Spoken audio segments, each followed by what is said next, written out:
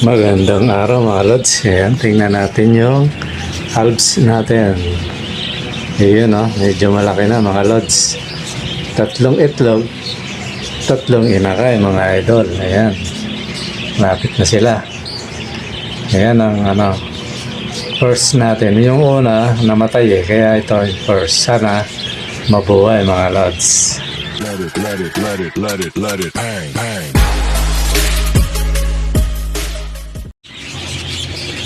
Magandang araw na maulan mga lods. Ayan, katatapos lang namin sa baha. Pero okay lang yan. Ayan. Tingnan natin tong natin. Ayan mga lods, oh. Gaganda ng ating mga painakay na alps. Ayan. Ayan, tatlo tayo ngayon mga lods. 3 itlog, 3 inakay mga lods. Sana tuloy-tuloy na silang lumaki. Tapos meron pa yan, mamaya makikita nyo yung isa. Namisa na rin, 2 naman. 3 rin yung itlog. Isa na yung 2. Sana mapisa pa yung isa, mga lots. So, ayan mga idol yung natin.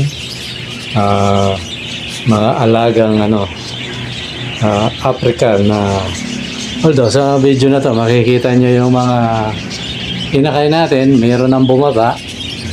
At malapit na tayo magparapol mga lods, kaya bombahin nyo na ng comment. Ang gawin nyo, kung gusto nyo makahabol yung mga late na nag-subscribe tsaka mga late na ring mga nanood ang gawin nyo mga lods, panoorin nyo ibang video kasi marami naman akong video dyan. Kagaya nga ni Romeo Tampuyat, sabi niya marami daw pala akong hindi ko lang kung siya nga yun yung nag-comment. Ka na lang mga lods kasi sa dami nakakalimutan ko na. So ngayon sasagutin natin yung para sa comment section to na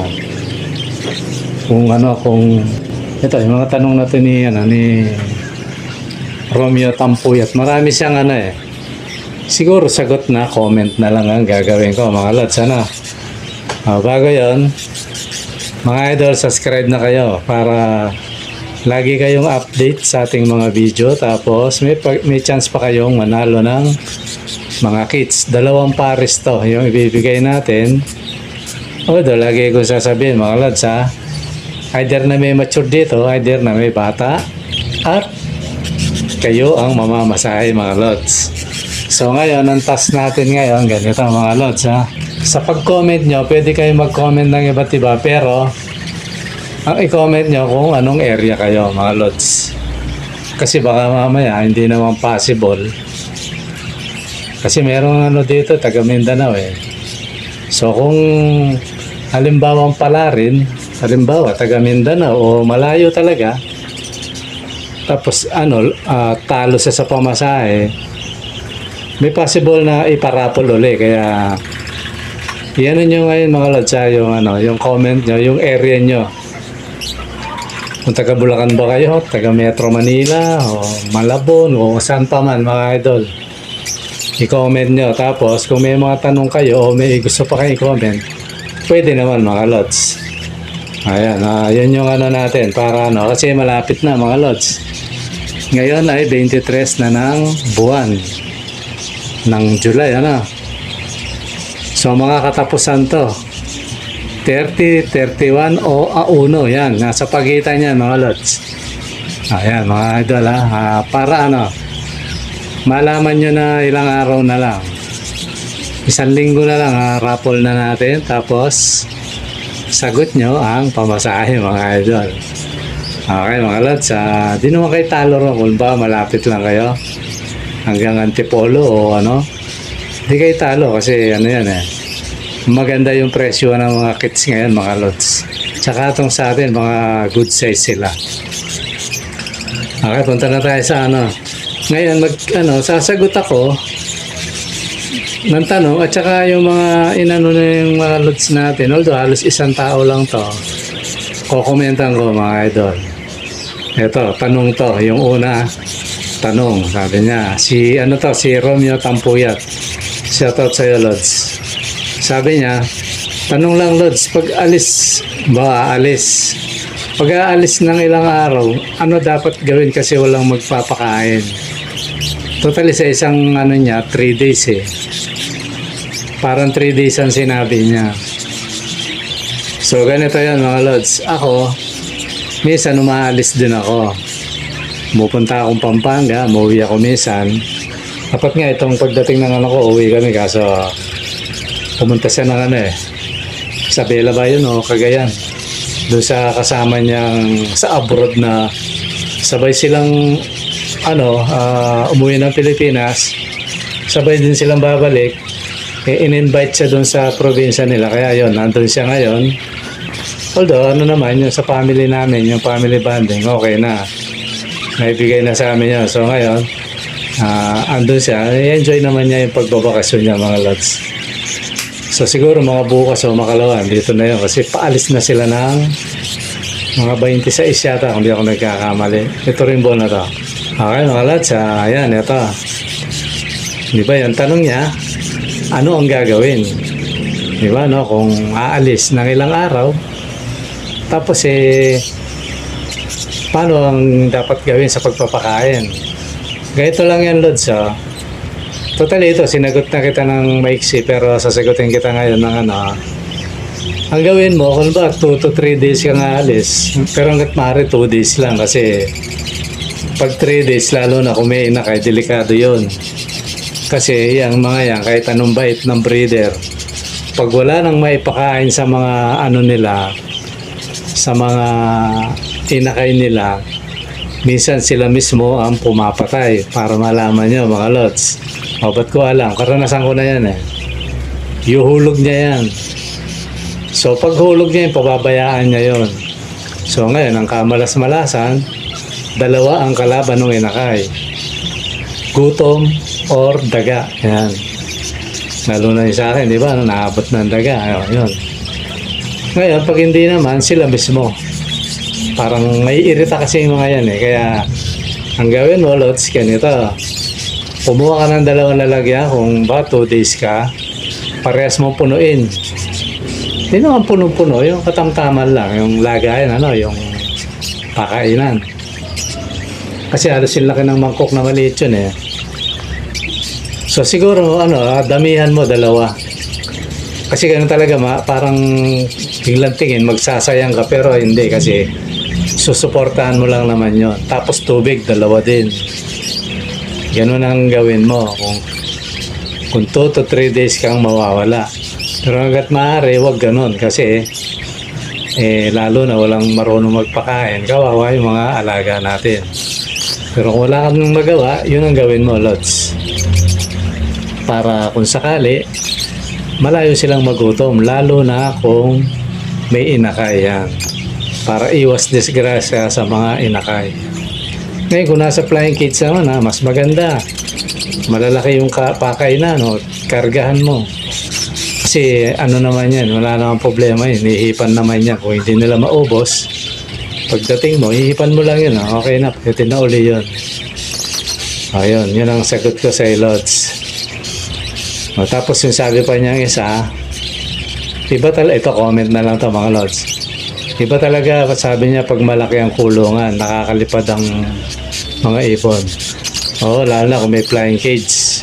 Pero kung ako, mga lods, kung may pwesto ako, kahit breeder sila, mas gusto ko yung malaki yung kulungan para malakas ang katawan ng ibon.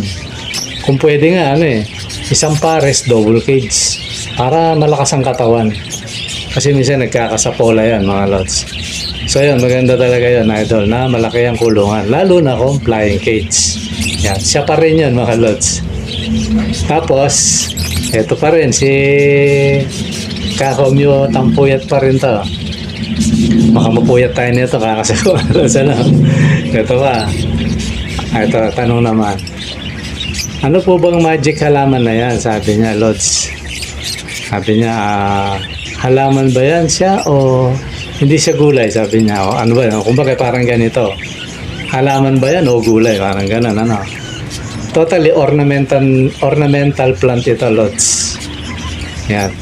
Hanapin ba yung kung gusto mo makakuha yung detalye niyan, kasi nakita ko masipag kang manood ng video, hanapin mo pasok ka sa channel ko, i-search mo magic plant. Yan. Lalabas yan.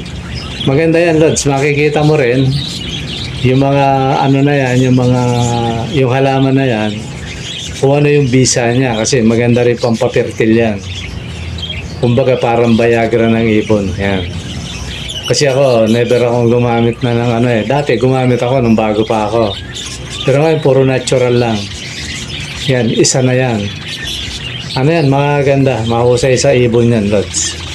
Parang ano, aamo ng todo yung ibon mo kasi pag nakita niya yung halaman na yan, ako ano yan, tuwan-tuwa sa yan, Lods.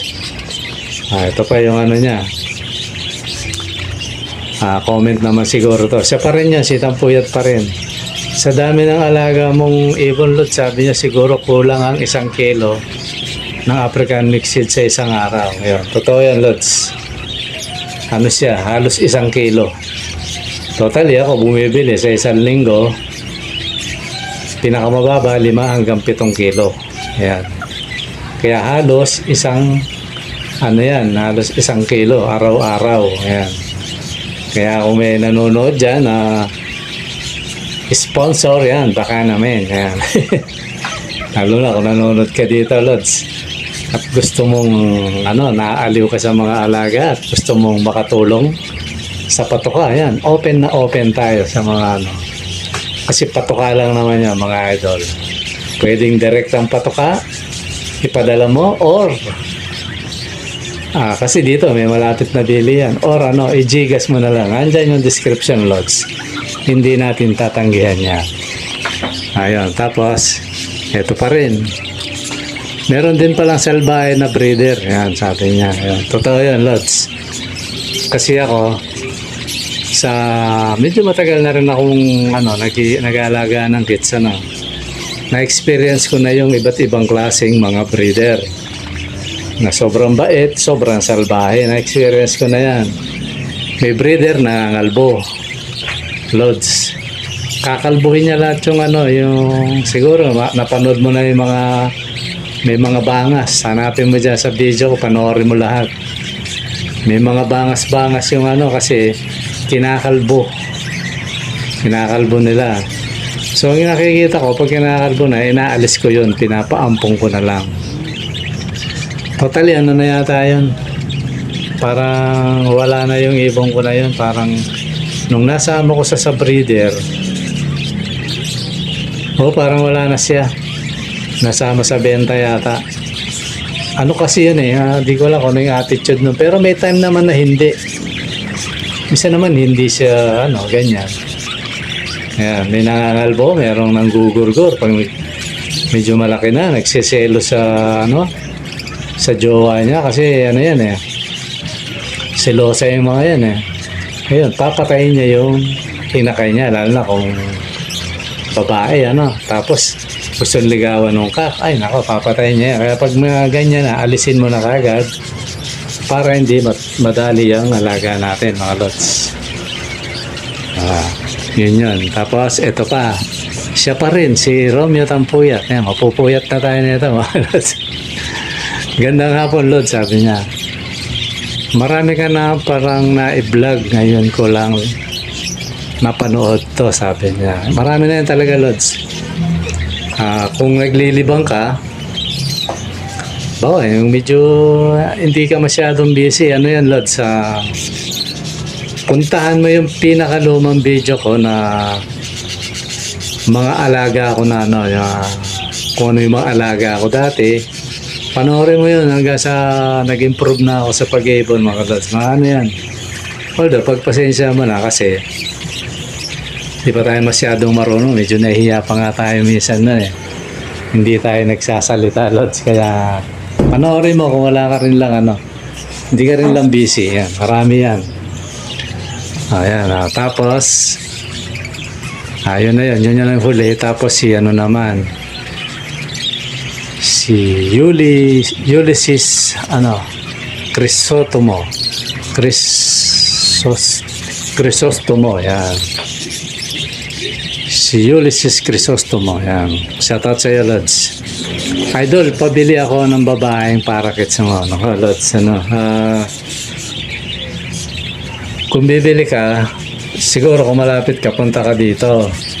Pero kung hindi ka available, lods, ang pre-deliver ko hanggang 3 pares. Halimbawa, within Metro Manila ka lang, ang deliver ko 3 pares, yun yung pre-deliver.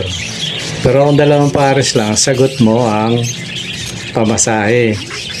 Tapos kung kaya yan, babae bibilin mo, siguro ang pwede ko sabihin sa'yo, nagbebenta ako sa ngayon pares, kasi kulang tayo sa babae. Pag puro babae binigay ko, mauubos ito.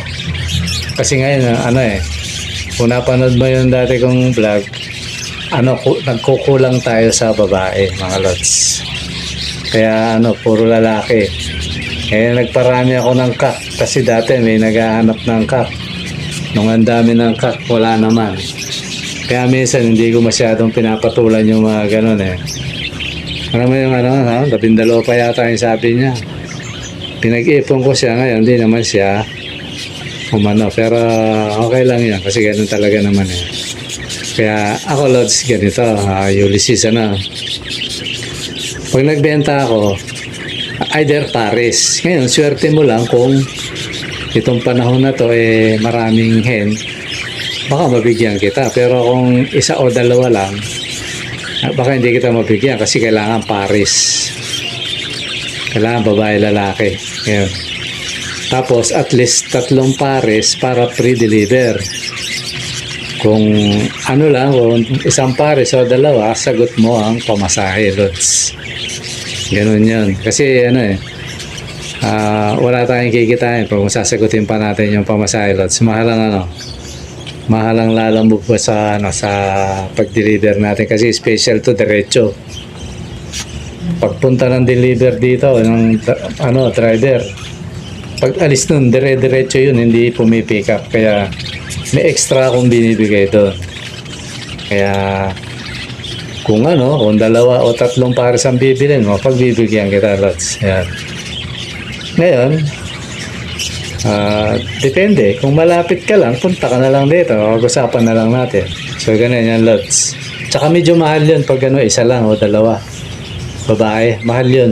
Kahit saka pumunta ang breeder, medyo mahal yun kasi hindi pwede kasi talaga yun na puro babae. Ngayon, kung matsambahan mo puro